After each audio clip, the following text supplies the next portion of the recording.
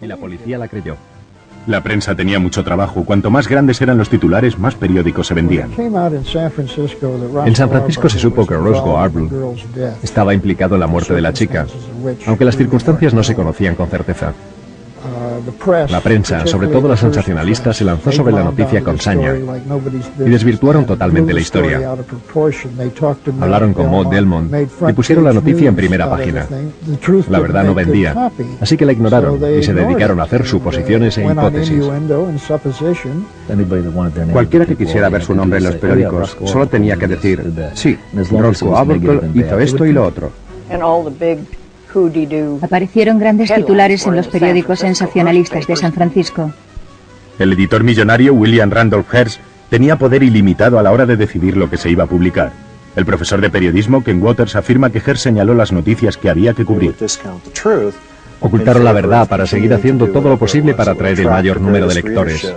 Francamente, el caso Arbuckle fue uno de los primeros en ser juzgados por la prensa. Sid Grauman, el propietario del teatro chino, estaba proyectando las películas de Arbuckle y era muy amigo suyo. En cuanto estalló el escándalo, retiró las películas de todas las salas de su cadena. De la noche a la mañana, la idílica vida de Fatty parecía haber terminado completamente. Su reputación estaba destrozada, su carrera arruinada y no olvidemos que estaba acusado del asesinato de una joven aspirante actriz. Pero ¿cómo era de ingenua Virginia? ¿Fue realmente el responsable de su muerte? ¿Fue una víctima de la lujuria o de la ira de Fatty? ¿O fue su dolorosa muerte una coincidencia? Fatty fue arrestado y acusado de violar y asesinar a una joven aspirante actriz. Esta joven murió en unas circunstancias horribles y posiblemente asesinada de la forma más perversa. Pero ¿quién era Virginia Ray? En el juicio de 1921 la prensa y el fiscal del distrito la describieron como una santa, pero la chica no era ninguna santa. Nació en Chicago. Era hija de una prostituta y creció en un ambiente lúgubre.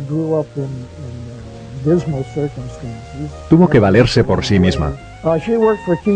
Trabajaba en los estudios Keystone y fue allí donde la conocieron Minta y Roscoe.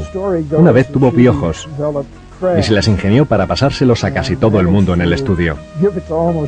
Sennett tuvo que cerrar el estudio y fumigarlo. La chica estaba enferma. Cuando murió, padecía una enfermedad venérea.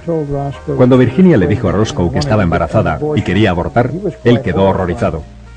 Según la escritora Andy Edmonds, Virginia había abortado 5 veces ilegalmente antes de cumplir los 16 años y una vez más antes de la fiesta en la habitación del hotel de Arbuckle. No era la chica ideal. Era casi una prostituta. Además, tenía algún tipo de infección y por eso estaba mal. Después de emborracharse en la fiesta del Día del Trabajo de Fatty en San Francisco, Virginia sufrió horribles dolores durante 2 días antes de que los médicos la trasladaran al hospital. Cuando la admitieron ya era demasiado tarde, estaba muerta y Fatty era el principal sospechoso. Cuando estalló el escándalo sobre el asesinato de esta mujer, en circunstancias muy dudosas le echaron la culpa a él porque era su fiesta. La autopsia revelaba que Virginia murió por ruptura de vesícula y peritonitis, una infección que cuando no se trata es mortal. La policía creyó que Arbuckle era el causante de las lesiones. La historia seguía creciendo. Se dijo que Fatty se tumbó en la cama, era impotente y cuando se puso encima de Virginia le destrozó la vesícula. Pero la doctora Rachel Arias, ginecóloga, explica por qué es muy improbable que la escena ocurriese así. Está fuera de toda credibilidad médica que el peso de otro individuo pueda destrozar una vesícula normal. El fiscal del distrito de San Francisco, Matthew Brady, parecía menos preocupado sobre la manera en que murió Virginia y más pendiente de cómo el caso podría impulsar su carrera. El fiscal del distrito se encargó de todo. Quería convertirse en gobernador a toda costa y estaba dispuesto a crearse una reputación para llegar a conseguirlo como resultado del juicio de Arbuckle. El fiscal del distrito acusó a Fatty de asesinato. Sin embargo, el gran jurado determinó que las heridas de Virginia no fueron provocadas deliberadamente y rebajaron los cargos contra Fatty al grado de homicidio. La única evidencia tangible era una blusa rasgada. Roscoe fue juzgado 3 veces por homicidio. En el primer juicio, el resultado fue de 10 contra 2 a favor de la absolución. Matthew Brady volvió a acusar a Roscoe por el mismo delito en el segundo juicio. En este segundo juicio, el fiscal fue más convincente y consiguió un resultado de 10-2 a favor de la condena.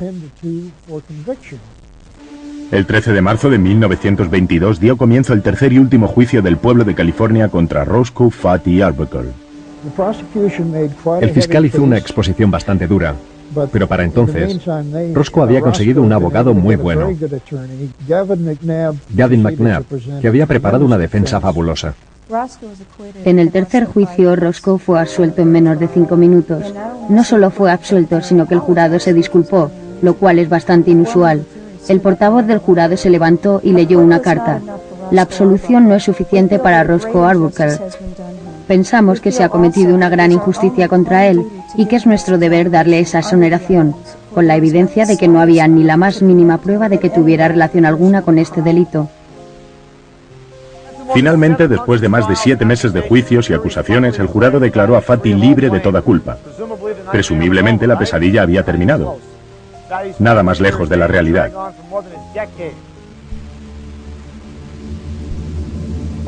En 1922, la carrera cinematográfica de Roscoe Fatty Arbuckle, su considerable fortuna y su reputación en Hollywood estaban prácticamente acabadas. El recuerdo de Fatty está oscurecido por aquella trágica noche de 1921 en la fiesta que desembocó en la muerte de una joven actriz. Aclaremos alguna cosa. ¿Qué fue lo que no pasó aquella noche? Hay 2 mitos asociados con Roscoe Arbuckle. Uno es que era culpable de la muerte de Virginia, y el otro es que la penetró, dependiendo de quién cuente la historia, con un gran trozo de hielo, una botella de Coca-Cola o una botella de champán. En el momento en que Virginia fue encontrada, no se encontró nada de eso en la suite del hotel. Todos bebieron ginebra y zumo de naranja. Entonces, si Fatty no mató a Virginia, ¿qué le pasó? La explicación más lógica es que murió por un aborto malogrado.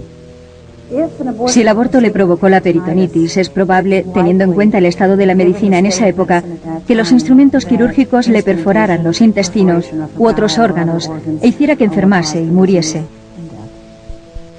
Aunque Fatty fue absuelto, para muchos siempre sería culpable. El público se volvió contra él, y eso fue lo que más daño le hizo, porque le adoraban y podían haberlo entendido y haberle creído, pero no lo hicieron. El pobre hombre lo perdió todo. El estudio canceló su contrato, le suspendieron el sueldo y le pusieron en la lista negra. Prácticamente le echaron a los lobos. Era inocente, pero nadie quería escucharlo. Estaba muy deprimido. Sus amigos intentaron ayudarle y le contrataban bajo nombres falsos. Eran nombres graciosos. Hubo un momento que decidió que su nombre sería Will Be Good. Dirigía con el nombre de William Goodrich. Era el nombre de su padre. El propio William Randolph Hearst contrató a Arbuckle para dirigir una película.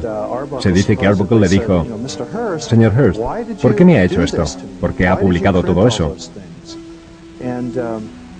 Y Hearst le dijo: «No es nada personal, hijo. Hacemos todo eso para vender periódicos». En 1932, finalmente consiguió un contrato para volver a hacer películas. Después de 11 años volvió a ponerse delante de la cámara.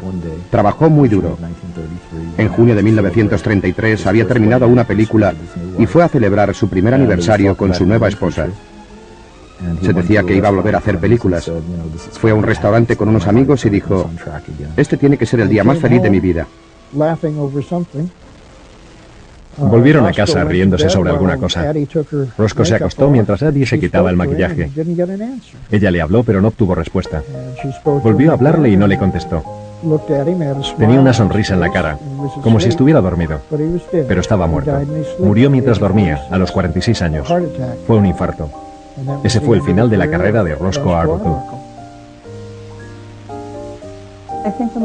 Creo que la frase más acertada fue la de su gran amigo Buster Keaton, cuando dijo que había muerto al rompérsele el corazón. Una vez dijo: «Puedes perderlo todo, excepto el buen nombre. Si pierdes la reputación, no tienes nada». Él perdió su buen nombre y su reputación. Su nombre era Roscoe Conklin Arbuckle, y normalmente firmaba como Roscoe C. Arbuckle.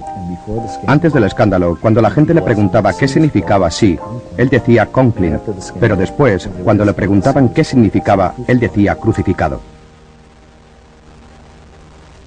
Ya lo han oído, es la verdad sobre el primer gran escándalo de Hollywood.